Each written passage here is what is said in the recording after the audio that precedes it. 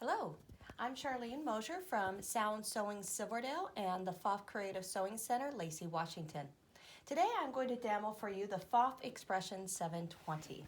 This is a fabulous machine for all levels of sewers. They do feature it towards the quilters, and the reason why is it comes with the single needle plate. It also comes with the 1/4 inch foot for your patchwork quilting, and your free motion Sensormatic foot for your free motion quilting. Along with this machine, you get a 10-inch throat. So from the needle over, you have a 10-inch section in here to be able to move and maneuver your projects pretty well. It also has a little bit of a nice lift here. But one of my favorite things is I have a light bank in here as well as a light bank around my full needle bar. So what I'm going to do now is I'm going to get ready to wind a bobbin. I have already threaded it up to wind the bobbin. I'm just going to push the bobbin over, and then on the screen it comes up to tell me that I can wind the bobbin. I could change the speed by sliding this wherever I want, and it has a separate bobbin winder motor, so I can press go, and now it's filling it. We're just going to let it fill for a little bit there. While it is doing that, if you need help with the touch screen, on the side of the machine way over here, I'm going to just reach, and there is a stylus. So the stylus will allow me to actually touch the screen if I have problems touching with my finger. So I'm going to then put the stylus back just for easy storage. I'm going to now take off my bobbin and lift it up, and right here is a cutter for me to come in and cut my thread. To install my bobbin, I'm going to simply take off my bobbin case cover. And by the way, this is a magnifying glass. So you can actually hold it up to your needle or even to the top of your needle to see what size your needle is, and it'll be magnified for you. Really great tool. So I'm going to go ahead and drop my bobbin in. This is a PFAFF bobbin to go with this machine. It is the J style for PFAFF. What's nice about this bobbin is if I try to put this in backwards, it will not fit. You cannot get it in there. It will only fit in one direction. Very nice. Now I'm going to bring my thread in. I'm going to bring it into this opening, bring it around. I heard that click, so I know it's in the tension assembly. Come up my guide here. Come over here to where the arrow is, put my bobbin cover back on, and then if I pull this over to the left, it cut my thread. Now to thread my machine, I'm going to just unthread what I've done so far. I'm going to go under the lip for this, so it's a guide to go directly into my tension assembly, down and around, up, through my take-up lever. I see I caught it, and come right back down. I have a needle guide down here.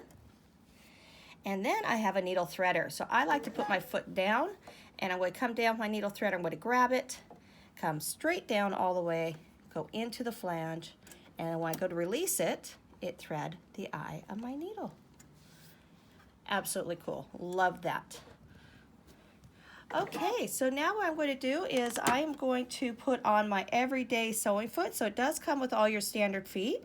You have 3 for decorative work. You have a manual buttonhole, a zipper foot, blind hem overcast foot, as well as your 1/4 inch foot, and of course your free motion. Back here, which we will use in a little bit, so I'll go ahead and get it out so I remember, you have back storage, which has your auto buttonhole foot. So I'm just going to leave this here so I remember to use it later. So I'm going to get the 0A foot out. So it does tell us right on here that there's the 0 and there's the A, standing for 0A for this machine, and I'm just going to snap this on. Take my fabric, I'm just going to fold it in half. Now this machine has no pressure foot lifter. So what they've done instead is I have 2 buttons here on the front. So I have a pressure foot up and a pressure foot down. So if I press the pressure foot down, my foot will automatically go down for me. So what's nice about that is if you're a quilter or a home deck sewer, a lot of times you're getting a lot of stuff in here, and your pressure foot lifter can be in your way. And as we're sewing, we can sometimes bend it or break it. So by them taking it off, that pressure foot lifter is never in our way anymore. The other thing is now it senses the height of my fabric, so the machine interacts and can adjust its tensions better for me because it's sensing the fabric.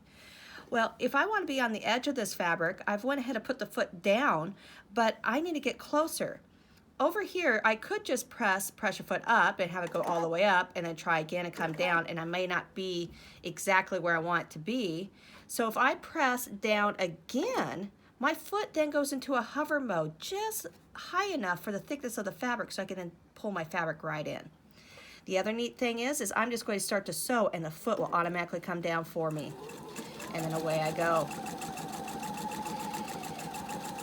Sewing a little crooked here so you guys can see better for filming.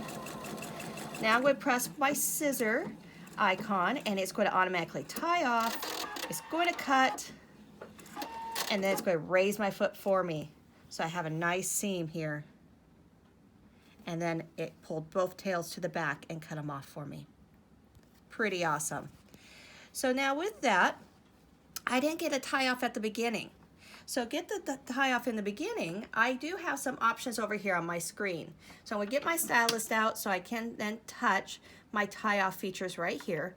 And I'm going to tell it I want to tie off at the beginning, I want to tie off the end, and I would like it to automatically cut at the end of that tie off. I'll just close the menu to keep it nice and clean, but you can see they're green because they're turned on. So I'm going to come here, I'm going to just start to sew, my foot lowered, it does a tie off. When I'm ready for it to tie off again, I am just going to press my reverse key, it activates the tie off, it will do a cut, and it'll automatically raise the foot for me without me having to tell it to do anything else. That can be used with any of the stitches on here, and when you turn off the machine, that feature is remembered as well. So on my screen here, it does tell me quite a bit. I see my stitch that I'm using right here. It's also telling me that I should have my 0A foot on, which I have put on. It's telling me I should use my IDT feature. To learn more about the IDT, be sure to watch our IDT demo, and I will tell you everything about that. The next thing that I have down here is my feed dog symbol, that my feed dog should be up. This machine automatically operates when the feed dog should be up or down. Now you can override it if you choose, but depending on what you tell the machine, it will depend on whether it wants them up or not. So for instance, my free motion right here, which we'll get to in a little bit, this one actually when I touch it and activate it will automatically lower my feed dogs so that I can do free motion work. I have needle positioning here, so if I was to touch this, you can see on my screen my stitch is moving over to the right, but over here, so is my needle, is also moving over to the right as I click this. The next thing I have here is my stitch length, how long or short I want my stitches to be. And then my tension is right here. They actually got rid of the traditional tension dial that's normally located over here somewhere on the machine. And depending on how it feels with our thickness and the way we set up our machine will depend on where it wants to put its tensions. However, if you want to override it, you could definitely come in here and override it. And when I change something, it turns green to let me know I have altered it. If I play with it till it goes back to white, or just reselect the stitch and make everything go back to white, that would mean that's the default setting. To get my different stitches, there is an icon here, it looks like a menu card. So I'm going to touch that, and that's going to open up. I was playing earlier, so it wasn't at default. This would be default. When I touch that, it comes up to all my categories in here, and there are 10 categories, 9 of which that already have stitches built into it, and then the number 10 is for us to build our own or make our own stitches to save them. So if I wanted to do a buttonhole, I'd be in category 1, and down here it says buttonholes. I'd touch buttonholes, and all my buttonholes come up. You have your standard, you have your keyhole, your blouse, your stretch, your welt, all of these, including a, oops, sorry about that. I touched the screen, changed the stitches, including the sew on a button feature. So I'm just going to touch buttonhole for the standard buttonhole, and right now it's asking for our 5A foot because it doesn't sense I have attached the auto buttonhole foot. Well, we are going to do that right now. So to do that, we are just going to simply push on the front toes of my foot so they come directly off. Going to come in and put them away in my handy dandy tray. By the way, under this tray is also for more storage. Great place to hold your single needle plate. I'm then going to come in and disengage my IDT. Then I'm going to come and bring my buttonhole foot on, and I am going to snap it on.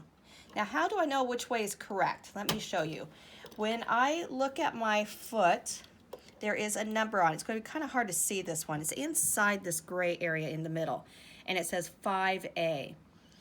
That would have to be readable when I go to put it on. So if it's upside down or backwards for me, that means the foot is backwards. So seeing how the 5 is towards me, I'm now going to come and bring it in and plug it right in. That's true of all the feet. Now it has this plug right here. So I'm just going to feel there's a little nub right here behind the needle threader for this plug to go. You do get used to doing it with, after you've done this for a while, to just be able to put it in there. I think the first couple times I tried to stand on my head, but you don't have to after a while.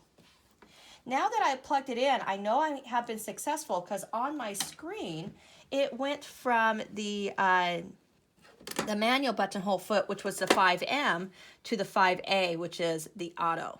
So that's how you know you were successful on getting it plugged in all the way.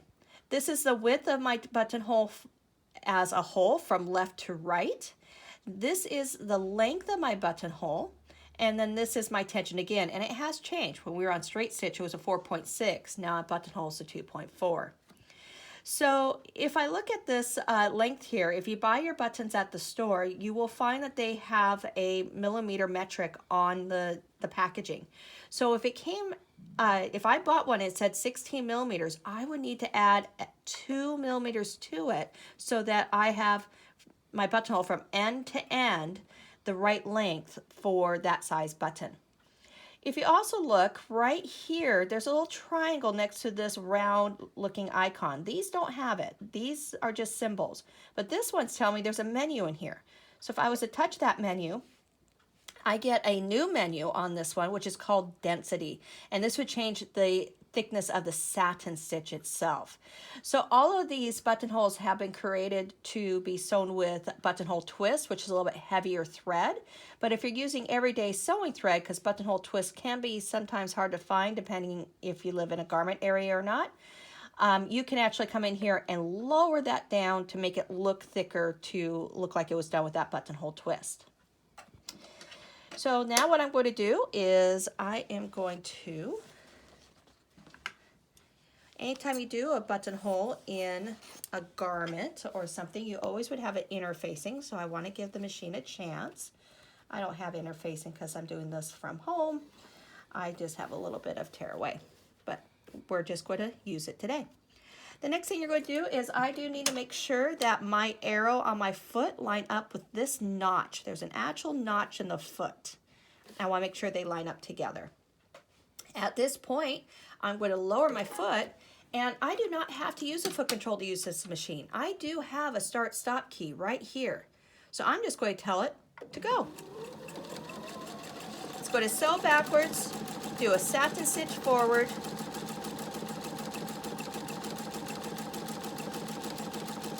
then when it goes to do the opposite side, it will sew backwards again, barcode at the top, and do a satin stitch forward again. That is the correct way to do a buttonhole. So the satin stitches are always going in the same direction. By the machine doing it this way, just like commercial machines do, that's going to allow the thread not to look twisted or have a sheen on one side. So at the end of the buttonholes, it doesn't cut it for you, so I'm just going to tell it to cut.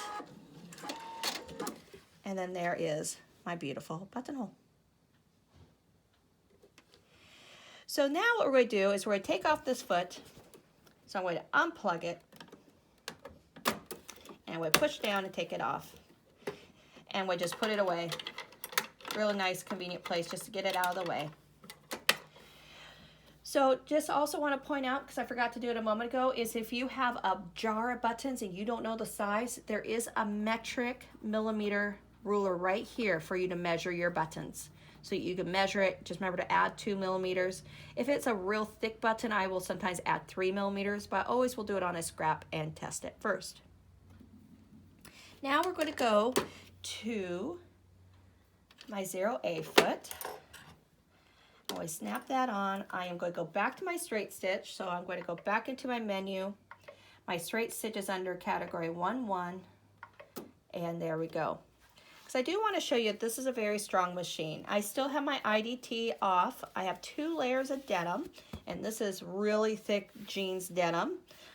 Might cut up a pair of jeans, so we know this is actual denim. Now, most machines will do 2 to 4 layers of denim. This machine can do up to 12. So if I was to just start to sew here, let's go a little ways, and then I'm going to start to roll this up. And then up and over. Sorry, I got a little bit of a lead foot. So that just did comfortably 2, 4, 6 layers and went directly up and over it. And if we look on the back side, you'll notice that it had no hesitation. There is no long stitches here. So there was no hesitation. The next thing we're going to do is I'm going to press my pressure foot up again. So I had it here. I'm going to press it up again to get the extra high lift so I can bring it in and I can sew directly down. And you see the machine has no struggles. It takes it just fine. So very strong machine. So again, if you're a home deck sewer, a quilter, it's got a lot of strength to it. The next thing we're going to do is I'm going to take off this foot and we are now going to go to our free motion quilting. So free motion quilting is done with this foot here that comes with it. This is the Sensormatic foot. Again, making sure that IDT is off. And I'm going to come in and just snap this little guy on. Now I am going to turn off my tie-offs on my screen for this because I don't like to use them when I free motion. And as a matter of fact, because I've been using my thread cutter, I'm just going to reseat this because I like to manually pull up my thread. And I am going to grab hopefully we can see this, probably not. Probably that way's better. It's hard to pick a thread that you guys can see. So what I'm going to do is on my screen, I do need to tell it that I want to do free motion quilting. You can free motion quilt with just about any 9mm stitch on your machine. You cannot do your maxi stitches and you cannot do your buttonhole stitches. But pretty much if this button's available, you can do free motion. So I'm going to tell it I want to do free motion and it says what foot do I want to use. There are some additional feet that are available, but the one that comes with it is the Sensormatic. When I touched it, the feed dogs dropped automatically. And when I press OK, I see it's green here to let me know it's on, and then my foot changed, so it's showing me the foot I should have. So now what I'm going to do is I'm going to do a needle up, needle down to bring up my thread. So I have a key for that. I'm going to just go down and up and pull up that thread. Do an extra lift so I can get that thread up. I should have allowed it to pull this through. I'll go ahead and do that real quick. I'm very good at that because I always forget. Okay, so now what I'm going to do is I am just going to let it just tack in place a little bit, and then I'm just going to move it. So the machine itself is gauging how high to put the foot according to my batting. So I can just do a very large, nice meandering stipple. I could do ease if I wanted to.